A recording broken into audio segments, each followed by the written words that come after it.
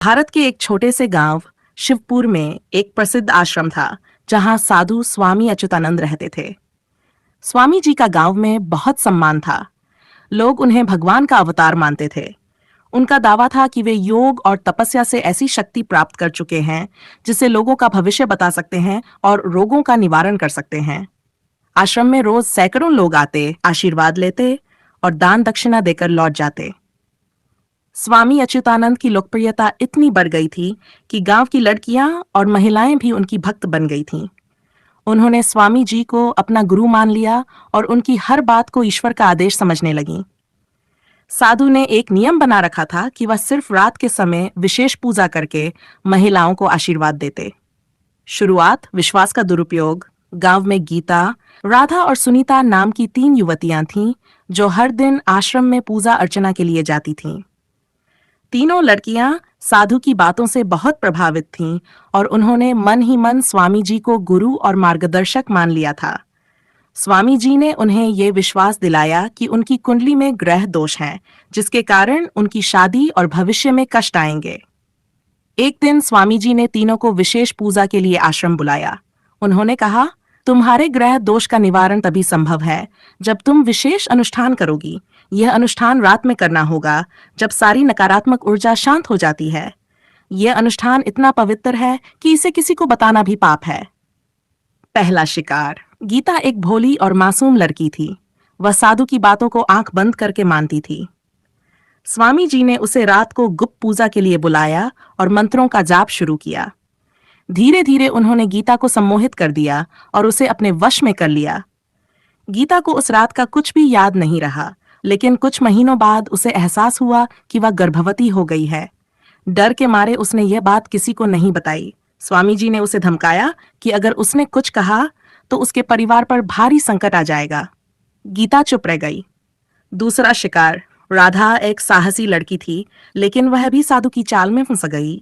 स्वामी जी ने उसे बताया कि उसकी शादी में बाधा आ रही है और वह अगर चाहती है कि उसके दाम्पत्य जीवन में सुख शांति बनी रहे तो उसे भी रात्रि पूजा करनी होगी। राधा को भी गीता की तरह स्वामी जी ने अपने जाल में फंसाया और कुछ महीनों में राधा भी गर्भवती हो गई। जब उसने इस बारे में स्वामी जी से सवाल किया तो स्वामी जी ने उसे डराते हुए कहा कि तुम्हारा गर्भ भगवान का आशीर्वाद है। अगर तुमने इसका विरोध किया तो भगवान का प्रकोप तुम्हारे परिवार पर टूट। तीसरा शिकार। सुनीता सबसे छोटी और मासूम थी। उसे भी उसी तरह बहला फुसलाकर स्वामी जी ने अपनी हवस का शिकार बना लिया। उसने भी डर और शर्म के मारे किसी को कुछ नहीं बताया और धीरे धीरे तीनों लड़कियां साधु की वासना का शिकार बन चुकी थीं। गर्भवती होने का खुलासा। तीनों लड़कियां एक दूसरे से मिलती थीं, लेकिन अपनी तकलीफों को छुपाए रखती थीं। लेकिन जब उनके शरीर में बदलाव होने लगे तो गांव वालों ने उन पर सवाल उठाने शुरू कर दिए। डर के मारे तीनों ने किसी को कुछ नहीं बताया। एक दिन गांव की एक बुजुर्ग महिला अम्मा जी ने उनकी हालत देखी और उनसे सच उगलवाया। जब सच्चाई सामने आई तो गांव में हड़कंप मच गया। लोग पहले तो इस पर विश्वास नहीं कर पाए, लेकिन जब गीता, राधा और सुनीता ने एक दूसरे की आपबीती सुनाई तो सबका शक यकीन में बदल गया। साधु का पर्दाफाश।